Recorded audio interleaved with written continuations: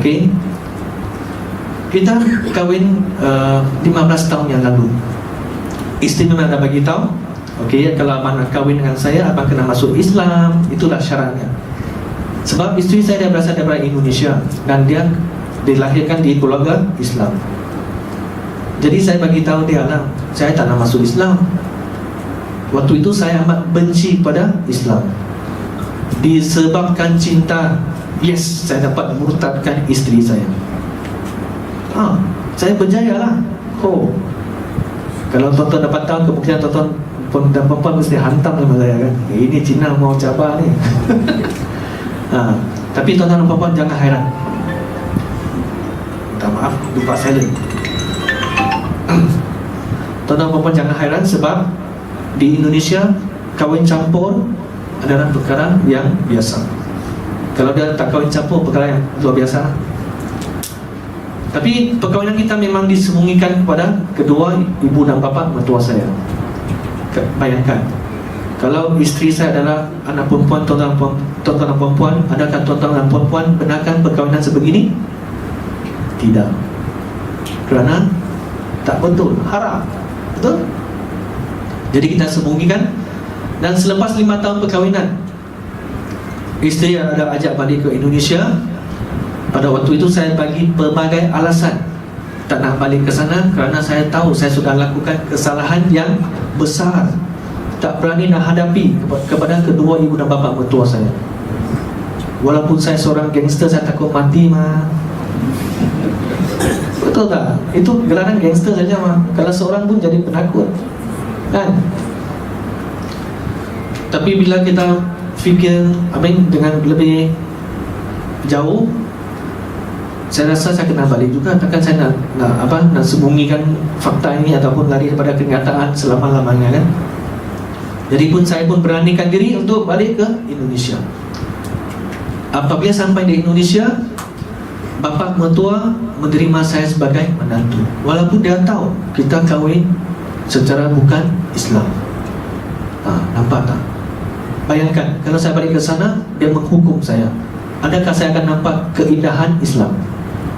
Kemungkinan tidak, kan? Sebab waktu itu saya mempunyai ego yang amat tinggi. Tapi bila dia menunjukkan kebaikan sebegini secara lembut, sopan dan santun, dan dia menerima saya sebagai menantu, ini membuat saya tanya kepada diri sendiri, Islam begini kah? Adakah ini Islam? Membuat saya ingin mengkaji dengan lebih mendalam lagi, kerana akhlak yang ditunjukkan oleh bapa mertua saya. Selama seminggu, bapa mertua ajak saya pergi ke masjid. Saya pun pergi, walaupun saya belum Islam, kerana saya respect lah kepada bapa mertua saya dan ikutlah kehendak dia, kan? Kita sudah buat kesalahan besar, takkan kita nak action tu, ya? Jadi saya pun ikut. Tapi bila saya sampai ke masjid, saya dapat rasa ketenangan yang tak pernah saya rasai semasa di agama Buddha ataupun agama Kristian. Itulah hebatnya rumah Allah. Selama seminggu, tuan-tuan dan puan tahu tak, saya ikut solat 5 waktu sehari, walaupun saya tak tahu baca Al-Fatihah. Saya cuma ikut pergerakan rukuk dan sujud, kerana saya nak dapat rasakan ketenangan itu. Jadi bila balik ke Penang, bila isteri cakap ataupun menyampaikan Islam pada saya, sebelum pergi ke Indonesia, bila dia cakap pasal Islam, kita mesti gaduh. Tapi selepas balik daripada Indonesia, bila dia sebut pasal Islam, saya ingin tahu dengan lebih lanjut. Malah saya bagi tahu isteri, kalau kamu boleh dapatkan 2 jawapan daripada persoalan saya akan masuk Islam. Soalan yang pertama, bolehkah saya kekalkan nama saya? Soalan yang kedua, bolehkah kedua ibu dan bapa duduk bersama dengan saya setelah saya masuk Islam? Jadi untuk soalan yang pertama, saya tunjukkan kepada kawan saya yang daripada sekolah kebangsaan, sekolah rendah lah. Okay, saya tanya, bro, saya nak masuk Islam, bolehkah saya kekalkan nama saya? Tuan-tuan dan puan-puan agak-agak tahu lah jawapannya. Dia kata, bro, dah tukar nama lah. Pada waktu itu 5 tahun yang lalu. Bila dia bagi tahu jawapan sebegini, saya percaya 100% pada kawan saya, kerana dia adalah seorang Muslim. Rupa-rupanya bila saya mengkaji dengan lebih mendalam, baru saya tahu kawan saya ini mempunyai ilmu yang dia kurang ilmu. Dan bila kita tanya soalan, kita dapat jawapan yang kurang tepat. Dan ini boleh membuatkan seseorang menangguh untuk mengucapkan dua kalimah syahadah. Kerana soalan ini saya tujukan pada dia 5 tahun yang lalu, tapi saya masuk Islam bila 1 tahun 5 bulan yang lalu. Nampak tak? Saya tengah mencari jawapan. Pada waktu itu saya tak nampak, tak jumpa tuan-tuan dan perempuan. Kalau jumpa, sekaligus sudah masuk Islam. Betul tak? Kemungkinan masuk di tangan sahabat Munir. Sebab saya jumpa orang yang kurang ilmu, jadi saya dapat jawapan yang kurang tepat. Okey, tentang nama saya Ui Cui Beng. Beng tu ada nama panggilan saja kan. Ui Cui Beng tu kalau kita direct translate, memang tiada makna yang tidak baik. Ui, warna kuning. Cui, air. Beng, jernih. Okey tak nama saya? Okey kan? Tuan-tuan dan puan-puan memang baiklah. Saya memang sayang. Kerana ada seorang sahabat bagi tahu nama saya seumpama air kencing. Kuning, air jernih. Tapi dia gurau sajalah. Sebab mana ada istilah direct translate. Pun di sini memang nama saya tidak mempunyai makna yang tidak baik. Okey. Okey. Yang kedua, bila saya tanya kepada jiran saya yang Muslim, dia kata mak dan bapa tidak boleh duduk bersama. Masya Allah. Waktu itu saya ingatkan Islam begitu kejam lah. Sebab kalau saya masuk Islam, saya kena halau mak dan bapa keluar daripada rumah. Adakah ini Islam? Tidak kan?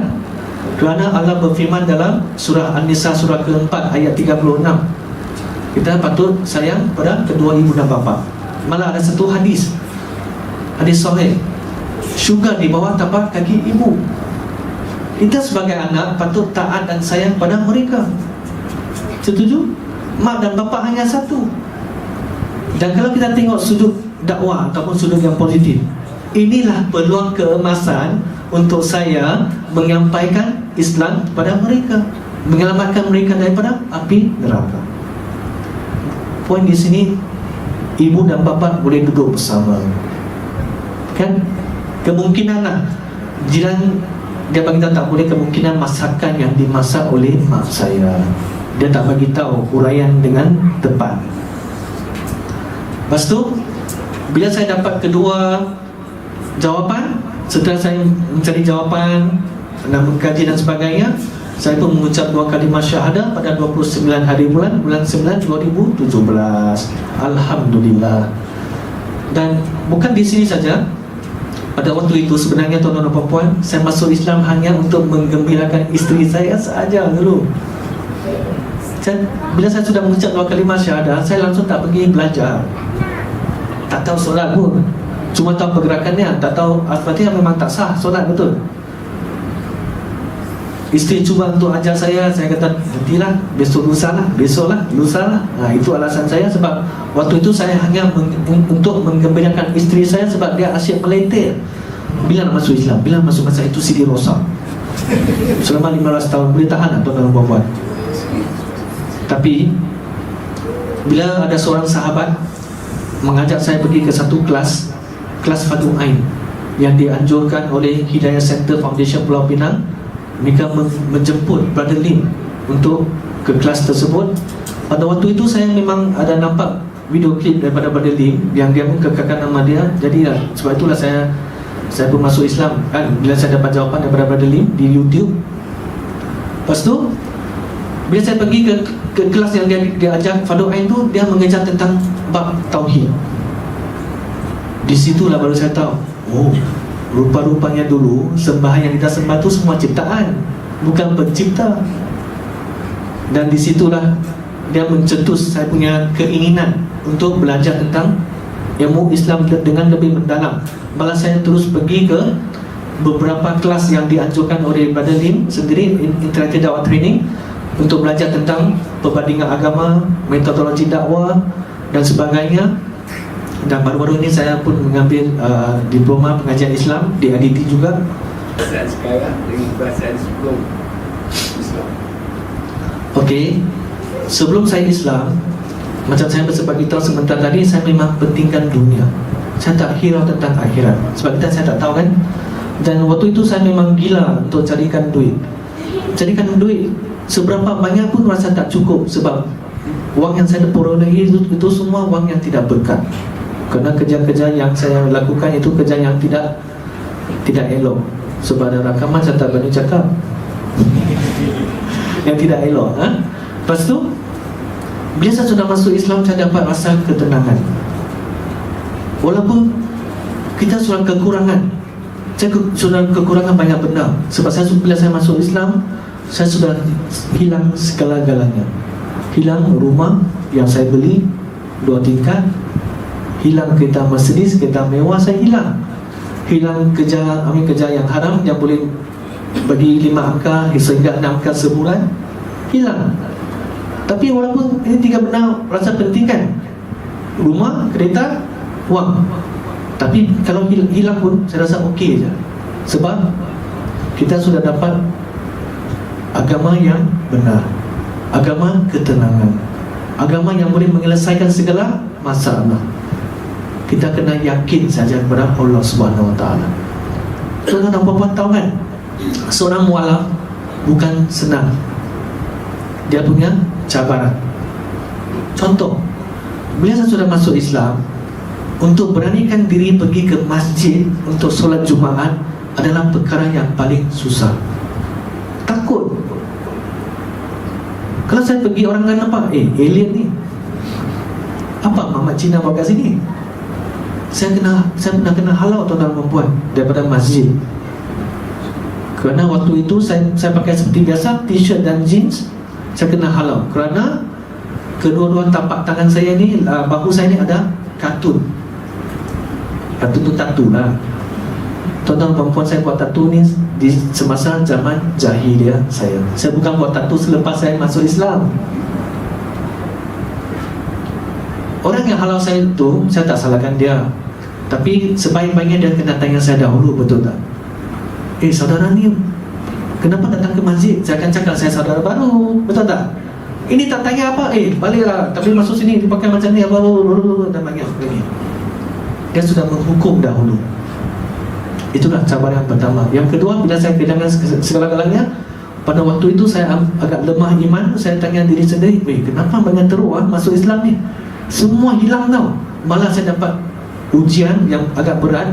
Saya jatuh di tangga masjid sehingga buku lali kanan saya retak. Kena pakai kas selama 3 bulan. Waktu itu dah nak kereta masjid dah hilang. Kereta isteri hampir-hampir ditarik oleh pihak bank. Waktu itu memang sudah buntu, sudah tak tahu nak buat apa. Isteri ada bagi nasihat. Dia bagi tips. Kamu saudara baru, doalah, minta kepada Allah. Dia bagi ujian kerana dia nak kamu minta kepada dia. Okey, dia kata esok pagi bangun pukul 4 pagi dan solat tahajud. Dia ajak saya solat. Kadang-kadang saya jadi imam, saya duduk depan, dia duduk belakang, tapi dia yang baca. Sebab saya tak tahu baca lah. Kan? Tak salah kan? Kalau dia duduk depan, itu liberal lah. Jadi dia beritahu solat tahajud, dia ajar saya. Tuan-tuan dan puan-puan tahu tak, itu solat tahajud tu memang terbaik. Senjata yang terbaik yang disediakan oleh Allah Subhanahu Wa Taala. Hari itu juga saya solat tahajud, saya dapat jawapan. Allah bagi cash. Saya perlukan 1,500 untuk bayar MyV 3 bulan. Selepas solat tahajud, waktu subuh saya dapat mesej daripada kawan. Dia kata, bro, nanti naik kereta api pergi ke Alostar, ada satu tugasan team building. Saya akan bayar kamu 1,500. Dia bukan Islam, dia bukan Muslim, dia Cina. Tapi Allah minta dia untuk menyelamatkan keadaan saya. Allah bayar tunai. Kita kena yakinnya, tuan-tuan dan puan-puan. Tawakal pada Allah Subhanahu Wa Taala 100%.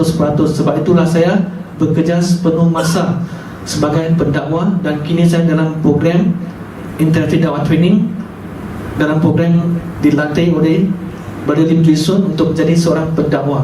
Saya adalah hasil yang dia ajak saya selama 3 bulan ini boleh menjadi seorang penceramah dan boleh berdakwah dengan sendiri, iaitu boleh buat program-program dan sebagainya. Integrated Dakwah Training sekarang mereka melatih 30 orang dan memang memerlukan dana yang banyak, sebab dia melatih selama 2 tahun, bukan sebulan yang masa, 2 tahun. Common mistake yang Melayu sering buat. Okey, alhamdulillah. Soalan yang bagus juga. Dia kata apa yang common mistake yang kita buat sehingga mereka, orang yang belum Islam, mempunyai tanggapan negatif terhadap Islam. Yang pertama sekali, satu je, akhlak. Okey, kenapa saya sebut ini? Ini memang penting, boleh merangkumi semua.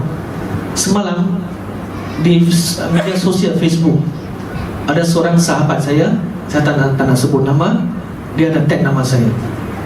Sebab saya pun pergi tengoklah apa ceritanya. Rupa-rupanya dia tengah berdebat dengan orang bukan Islam, orang Cina. Dia debat satu tak apa, dia asyik mencarut, mencaci maki dia punya sembahan. Yang kedua, dia bawa topik politik pula. Adakah ini efektif? Sebab kalau kita nak menyampaikan Islam, akhlak itulah paling penting. Itu masuk ke dalam itu pun juga tau. Niat, doa, lepas tu yakin dan akhlak.